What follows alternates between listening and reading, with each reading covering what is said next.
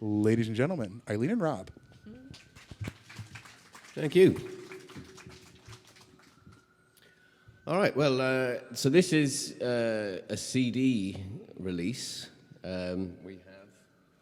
I'm going to be picking this up and looking at it, not just as an excuse to plug it, but so I can remember the names of the tunes as well. So I guess I should give a little bit of background. So I'd say about 2 years ago, I was going to record this as a solo album, and it kind of it kind of mutated, and it's now a duet album, and it's mostly I'd say most of it is stuff that's out of old collections of manuscript collections, and a lot of it from the Petrie's Complete Irish Music, which was collected by George Petrie in Ireland between 1850 and 1860. So it's all a little bit older than the kind of some of the tunes that you would hear in Irish sessions and stuff. And a lot of it is perhaps some of it is more suited to the harp. It's a bit more harp repertoire, and some of it actually really isn't. And then the other inspiration is music from the Slieve Lucra region in Ireland, which is where the counties of Cork, Kerry and Limerick, where they meet along the River Blackwater. And there's a strong dancing tradition down there, and they play a lot of polkas and slides, and there's plenty of polkas and slides coming your way. There's no reels on this album. That wasn't actually intentional. We had a few problems with COVID and lockdown and stuff like that, and it dragged on. And then just as we were finishing up the recording, I nearly cut my left finger off. So we made do with what we had, and but I promise I'll play some reels this evening. We're going to start off with a tune called The Goodfellows, which is it's actually a slip jig, but we're going to play it as a march. And then we're going to continue with an actual slip jig called The Freeze Britches, and then the last tune in this set is called The Cauliflower Jig.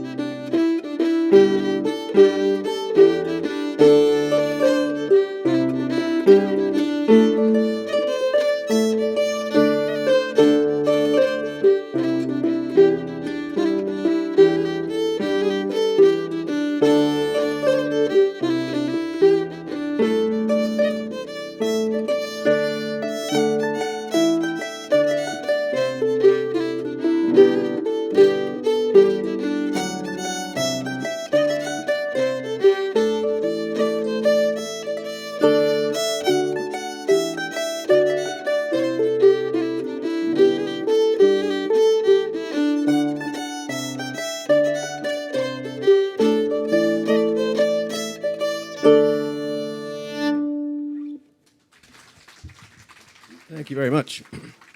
We're going to liven things up a little bit here with a couple of polkas. And these are not particularly modern tunes. The first tune is actually called the Chorus Jig. No, it's not. The first one it doesn't have a name, actually. We got that out of Petri. I think it said Quick Time March, but we're going to play it as a polka. And the second one is called the Chorus Jig, but it's actually a polka. And we got that from a collection that was published in 1796, I believe. So pretty old stuff. It was in Bunting, wasn't it? Yeah. So it was in a collection called the Edward Bunting Collection, and that led me to believe, since that's almost entirely full of harp music, that this piece was written for harp. And I said, boy, it sure doesn't seem like it was written for harp, because it's almost impossible to play. But if it was, then I better figure out how. If they could do it 200 years ago, I better learn how. And then we found out later that it was actually written for pipes. But after I'd already put in all the work, so you get to hear the fruits of that labor now.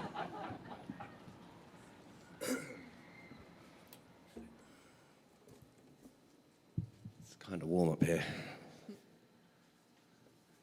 The fiddle is getting away from me a little bit here already.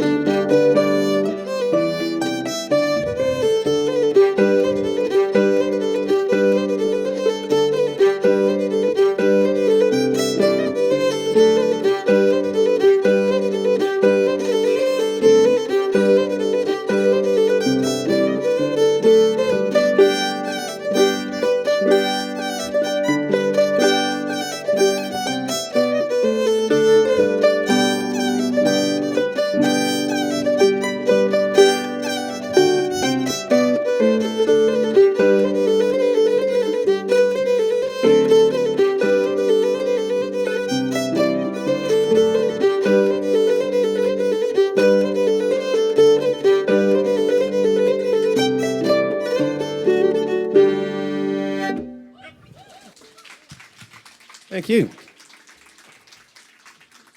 It's a jolly little tune. So that's another one that's on the album. I think we'll carry on with some more normal tunes, will we? That's all. We only planned out the first two, and then the rest we've got we have a list. Depends on how the fingers are feeling. We'll carry on with a couple of moody jigs after that very jolly polka. We'll do the Out of the Mist. So these are a couple of tunes associated with Jerry Harrington, a fiddle player. He's actually originally from Sligo, but we won't hold that against him. And he lived down in Kerry for a long time, and he's actually an expert Schlieve fiddle player.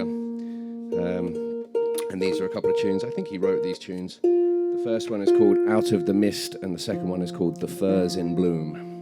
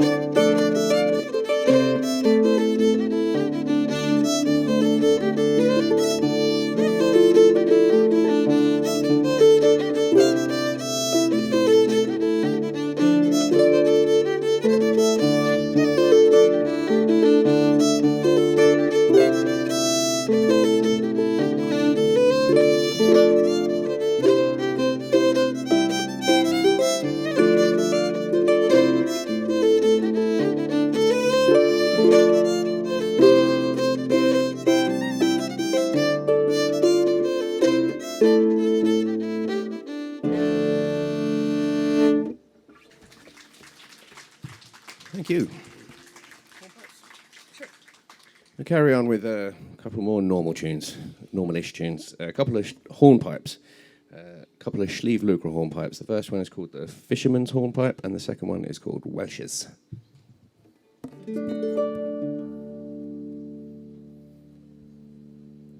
I suppose that would be Walsh's if your family wasn't from Wexford. Welsh, that's how they say it in Wexford. Right. Hang on.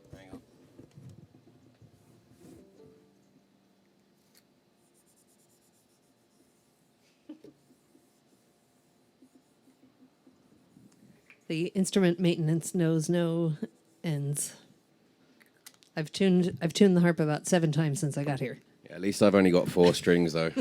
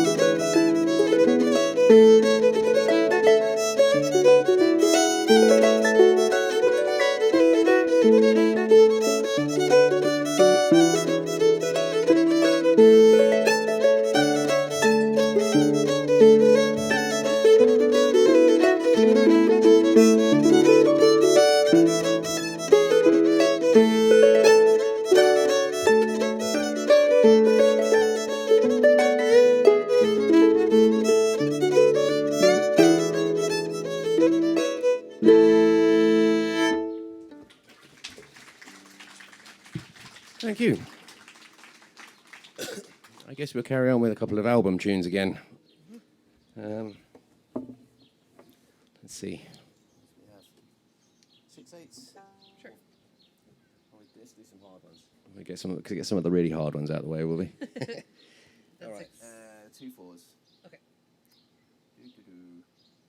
All right. So, first one doesn't have a name. Second one doesn't have a name. The third one is called The Advice. I don't know what that's supposed to mean. And then the third one is just called Ancient Clan March. So these are all from Petrie. So these are all 1850s and earlier. And for the musicians in the crowd, they're all centered around the chord of G, but none of them are actually in the same key. The first one has a variety of different Fs, some naturals, some sharps, depends on the octave. Second one is regular old G major. The third one is G mixolydian, and the fourth one is G minor. So even though they're all around G, I'm going to be moving a lot of levers over here that you can't see. But if you want to look at the harp afterwards, let me know. So yeah, the last tune, the Ancient Clan March. I mean, this is a type of tune that has its origins probably in the 16th century, and when the clan system was still in force in Ireland, there was a lot of warfare between clans, so they needed a really good martial tune to march to go and do battle and beat 7 bells out of the clan across the glen. Right.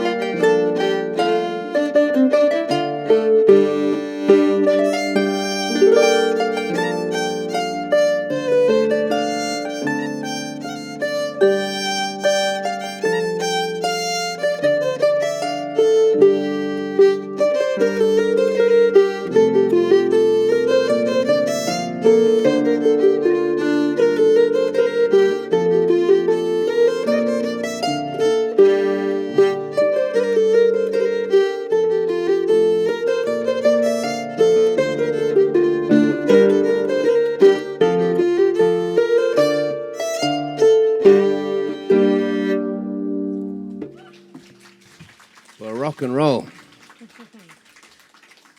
Okay. I think we'll carry on with some slides. I think I need some slides. Album slides.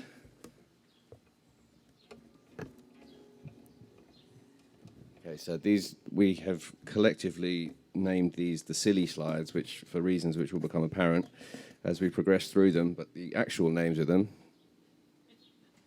if I check my CD here, these are called The Four Squares on the Griddle, Leave Well Alone, and Kevin McHugh's. And this, the last one is actually another mutation of a Sligo tune. It's actually an old Sligo quadrille, a single jig that got turned into a slide, I think, again, by Jerry Harrington.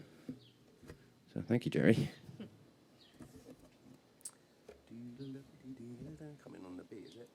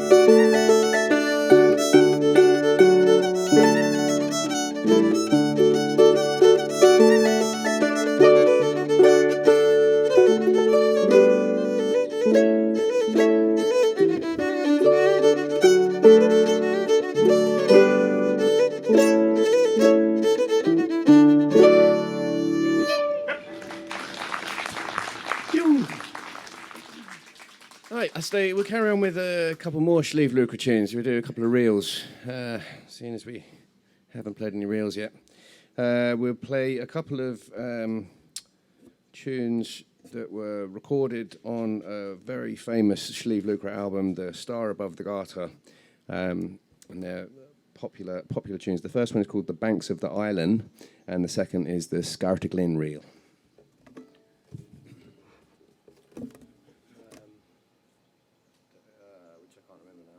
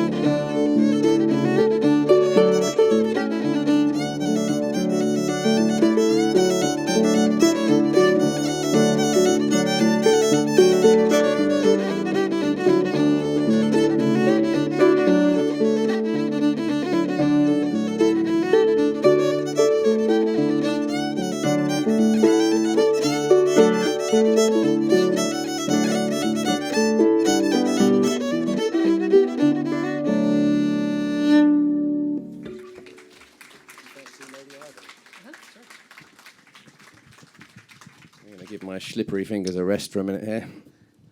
So Robert and I played a concert here in October. It was much colder, which is harder in a way to play because your hands won't actually, they're not as limber as you want them to be. So even though we're sweating, this is better for me anyway. So this is a piece, again, from the Edward Bunting collection, and I have a funny story. Another person who was here at the October concert thought that I said Emma Bunton, who is a member of the Spice Girls. And he was really excited, and then I think he got very disappointed when it didn't sound like a Spice Girls song. But I've been laughing about it since October, so it was totally worth it. So this is for him, but it's also for my mom because she requested a harp solo. And it's really cool, this piece. I can't for the life of me understand why it hasn't been recorded more, because I think it's really cool. It's called Lady Ivy, and it was written in 1660. So I hope you enjoy.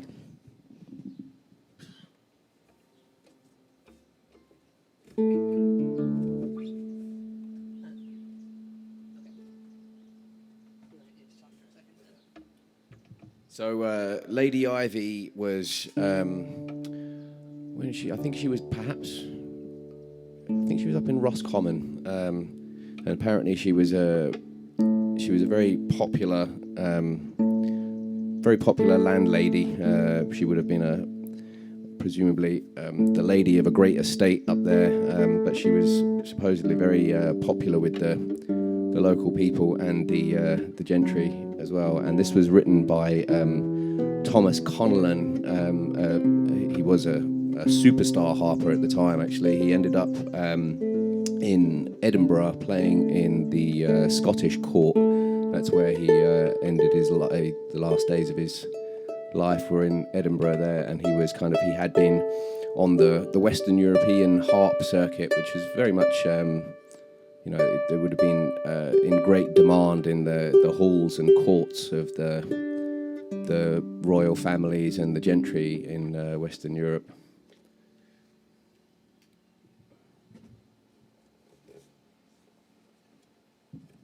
Well, we'll say that was number 9. Tuning sessions.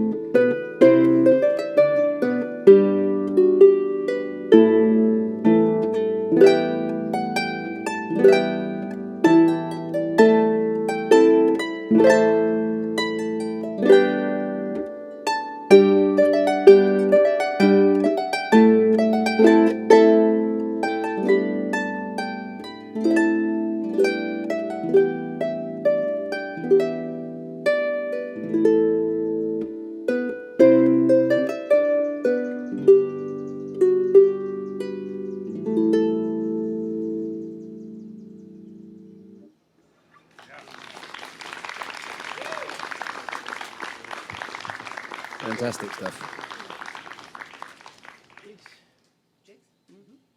We'll carry on with a couple of jigs. The name I have on the first one is Big John's, and the second one is Whalen's Old Sow.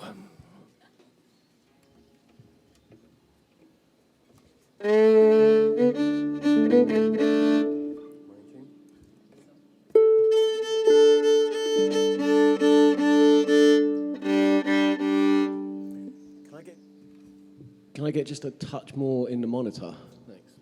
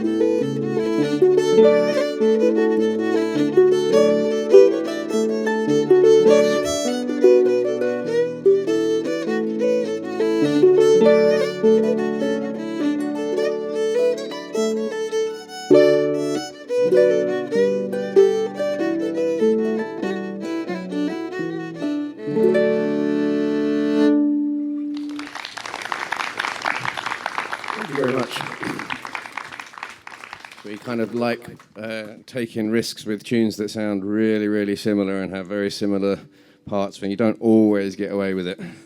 We got away with it that time.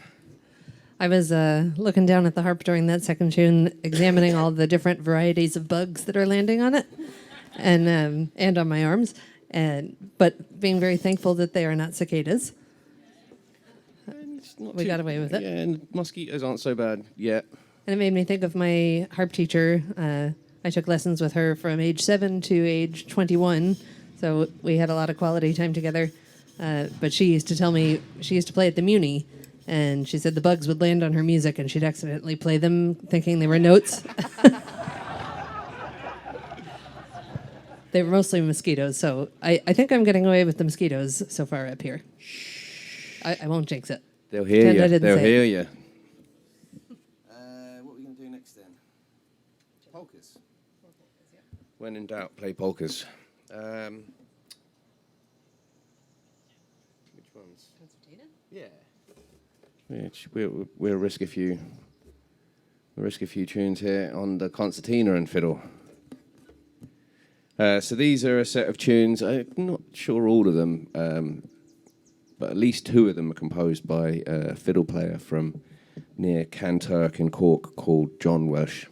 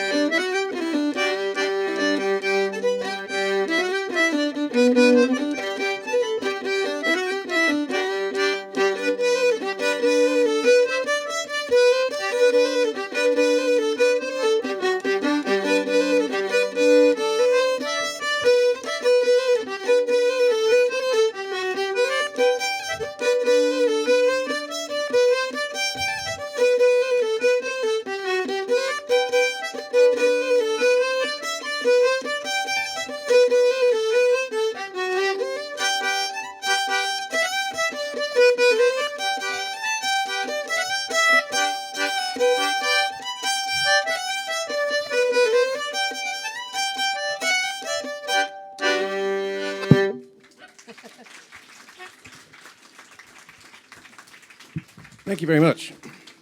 So my mic slipped there. You got a little bit of amplified nose breathing there. So apologise for that.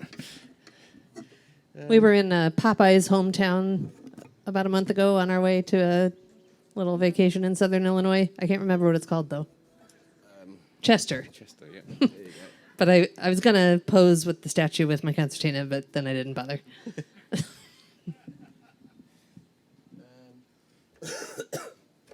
Song? Yeah.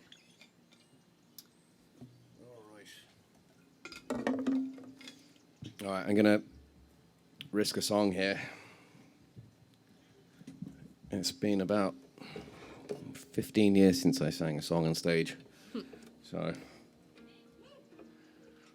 Fingers crossed.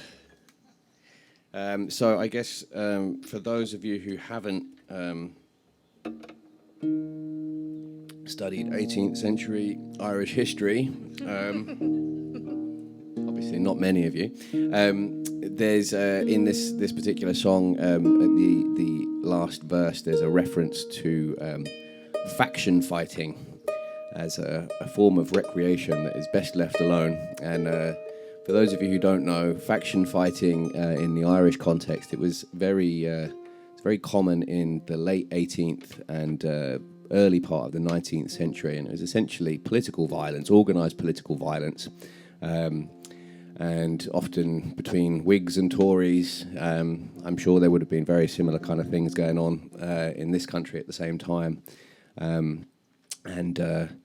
They would, on fair days and election days, and any holiday like that, there would be a very strong chance that political factions would meet up in a designated place, and they would fight, and there would often be severe casualties and many deaths. I think there was the most famous incident happened down in Cork somewhere, I think, and I think there were nearly 200 left dead at the end of it. It sort of waged for 3 days, I think. So that's faction fighting, anyway.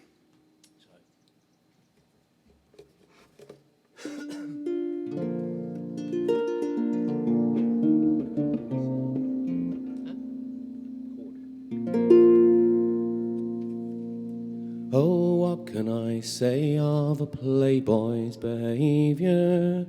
Have I not courted all over the place, bragging and boasting and coaxing the maidens, increasing their love with the strength of my kiss, and practising plainly my versification, for to lead their young thoughts from the duties of home, by which they were led into sad situations the clergy declares they had best leave alone. Now my time of a time has been time sadly wasted on thimblemen, tipplers, and gay maids a score.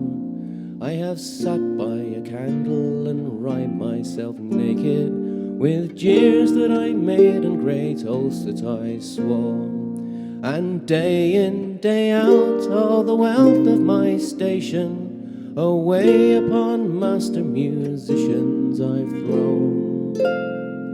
And what they played to me I heard with elation, not dreaming that they too were best left alone. But alas, it is true, that most furious of creatures, my creditors all with their warrants have come, and they've sworn on their souls that they'll put me in prison. And now I am poor and ill-clad and undone. Not one of those honey-mouthed girls that betrayed me or robbed me pretending that she was my own, but mocks me with pert and outlandish behaviour, to show me too late she was best left alone. Now weakness assails me and old age draws nigh me, and I have not wealth or good clothes or red gold. I'm awakened each morning by tremblings and achings, my songs are no more the delight of the bold. To speak with a girl would be poor consolation, and so I must leave the gay tavern alone. I admit and I swear and I make protestation, 'twas all a damn trade that was best left alone. Now let every proud, high-stepping, mirth-making hero, who hungers for ladies and craves for the drink, be set by me now and go cautious and careful, for fear his old age into darkness might sink. Let him spurn hesitation and marry a lady of prudence and piety, wit and good tone, and leave faction fighting in such recreation He can take it from me, they were best left alone. Thank you. So that was, originally that would have been a song written in Irish by Owen Roe O'Sullivan, who was a Munster poet of the late 18th century. And it was translated into English in the 1930s or 40s, I think, by Frank O'Connor, the Dublin poet. So I suppose on the theme of faction fighting, we'll carry on with a set of marches here. The first one is, hang on, let me check my CD. Where are they? The Song of Una. And yeah, in Petri it says the Song of Una, very ancient. I'm not entirely convinced. It sounds a little bit like the kind of, it sounds like something that might have been written for one of the popular operas of the 18th century. And then the second one is called the Fairy Troop, and then the last one is called the Shanavest and Coravatha. And the Shanavest and Coravatha were actually two factions. This would have been the last tune here. This the last march actually had lyrics, so I'm sure they would have been stirring and probably quite vulgar, and they would have been singing these kinds of songs when they went marching to go and do battle on the Strand. So the Song of Una, the Fairy Troop, and the Shanavest and Coravatha, a faction tune.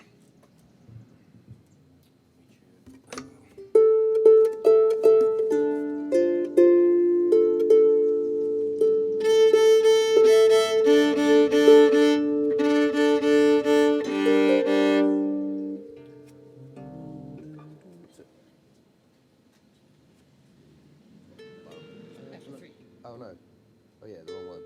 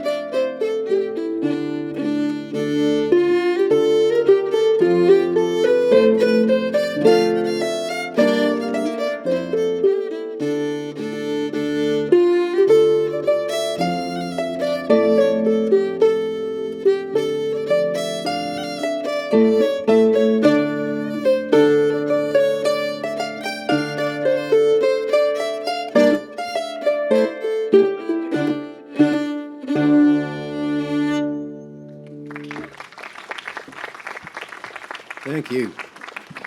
Sounds like a fight to me. Yeah, it's kind of a fighting tune for sure. Slides. We'll carry on with some more slides. The first one is called, I think it's called Forget Your Troubles, and then the second two are a pair of slides from Brosna.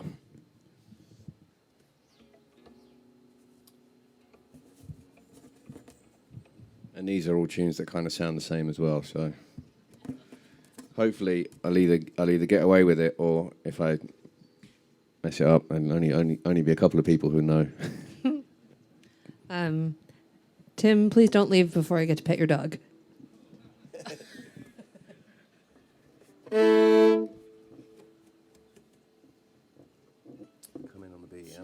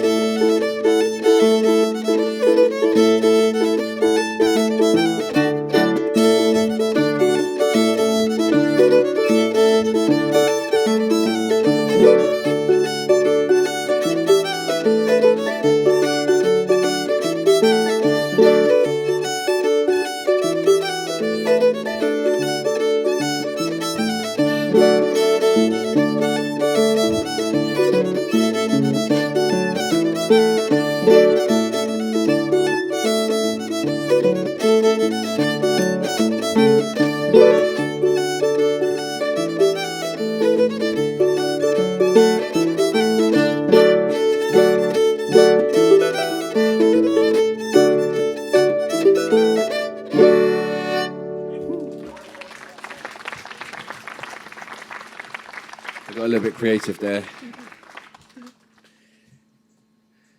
As everyone says, Irish music, it all sounds the same, even to the people who play it. Yeah, somebody had a little infographic. It all sounds the same, and then you start to see the differences, and then when you get really good, it all starts to sound the same again.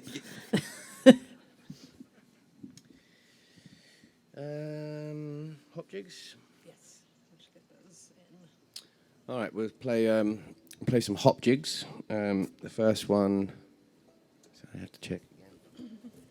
Can't remember any of them. The first one is called the Dusty Miller, which I think is an old English tune actually, and then the second one is called Ride a Mile, and then the last one is called The Rocky Road, which is where we got the title of the album from, Down the Rocky Road. It's from the. It's actually a well-known song. I think the Dubliners recorded it in the '60s. Down the Rocky Road to Dublin. Okay, hop jigs.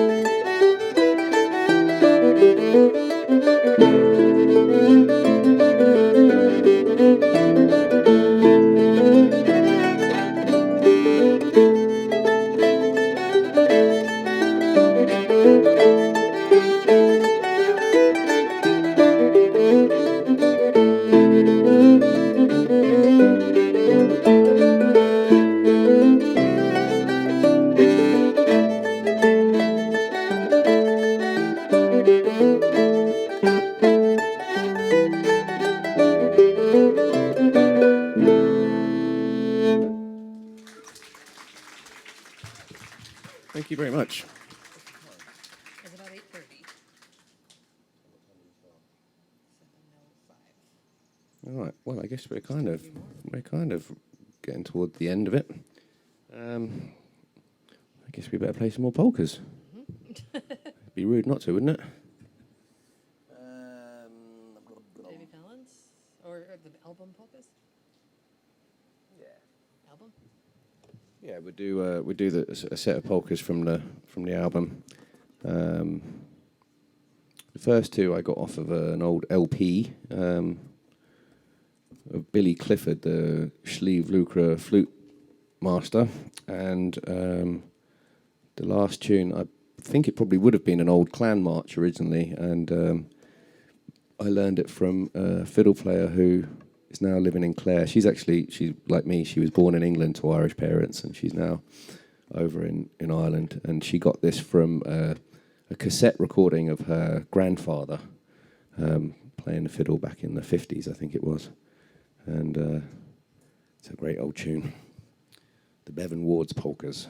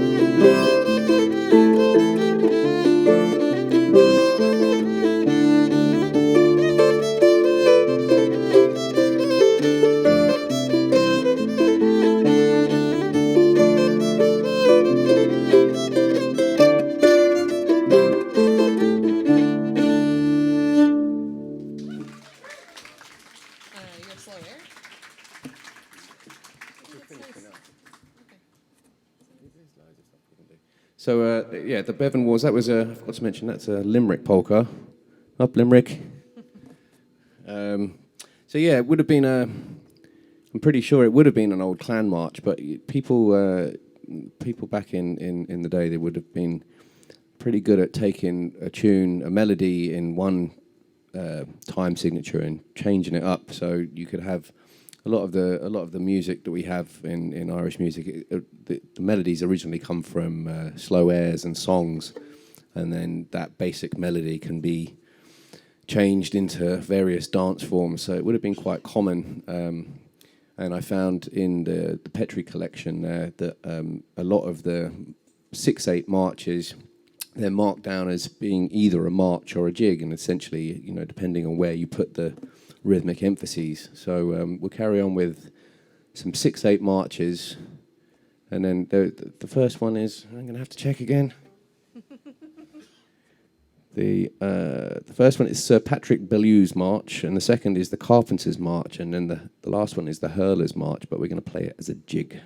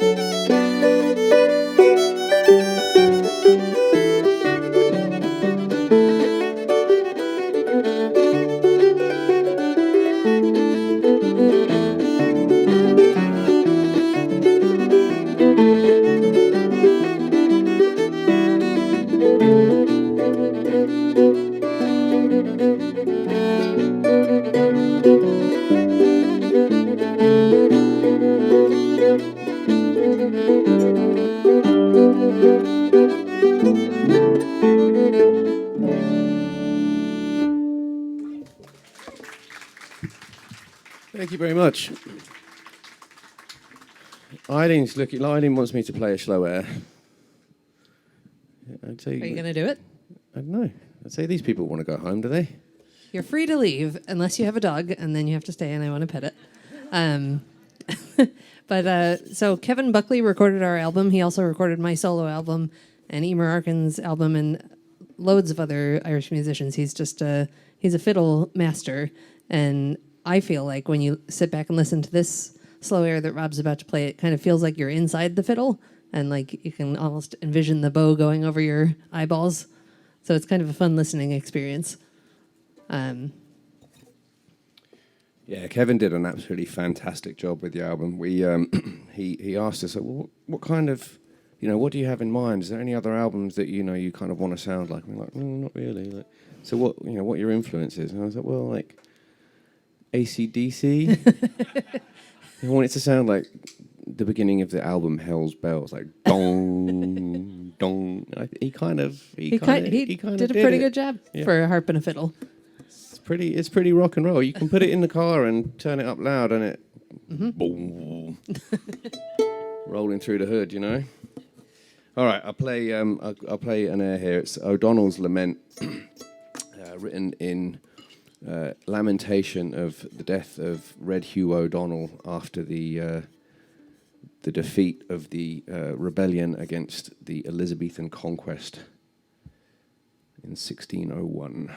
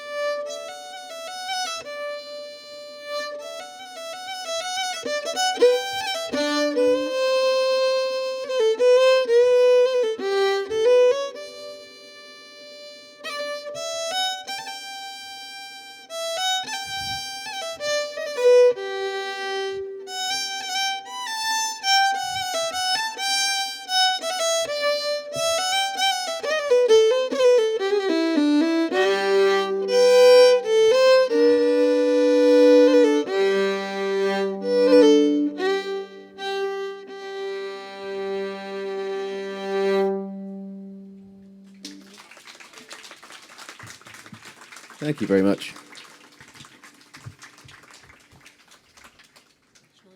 I guess we'll finish off with a set of. We'll finish off with some reels. Finish off with 3 Sleeve Lucre reels, the Galtee Rangers, the Glountarn reel, and Callahan's. And these are 3 tunes that are played together in a set down in Kerry. And they're if you start the first tune down there, you're going to be playing the second and third tunes, whether you know them or not. And it's played at the end of a big session down there, so it's become known as the Sleeve Lucre National Anthem. I'm going to do all the thank yous and stuff now, yeah. And before we go, I'd like to thank all of you for coming. We couldn't put on a concert without you, and we really appreciate the support and the enthusiastic responses. It's a lot nicer to play for live people than it is to play to your computer screen like we have been for the last year and a half. Just getting 0 feedback. Yeah, it's kind of surreal when you're sitting there talking and playing to this little box in front of you. You get this little kind of, like, what am I doing? Yeah, that's true. It's weird for you guys too. And then, of course, to Eric, the best sound man in town, Eric Stein. He's been doing the sound at Focal Point since its inception. And to Michael and David and Ryan and Jeff and Paul and Jay. And now it's dark and I can't see who else showed up from the board. But thank you to all the volunteers, because it's an amazing thing that we're able to provide to St. Louis. Thanks to you. Thanks to our friend Colin over there, who is manning a table which is covered in CDs, if you would like to get one. And if you are interested in all of the historical stuff, you may have been able to tell that I studied history at one point. There is an accompanying PDF booklet. I didn't bother putting it all into the actual CD because there's too much of it. But if you're interested, you can put your email address down and I can send the PDF of the extended liner notes if you're a nerdy history person like me. All right, we'll finish up with the Sleeve Lucre National Anthem, and thanks everyone. Thanks for coming out. It's been great. Right.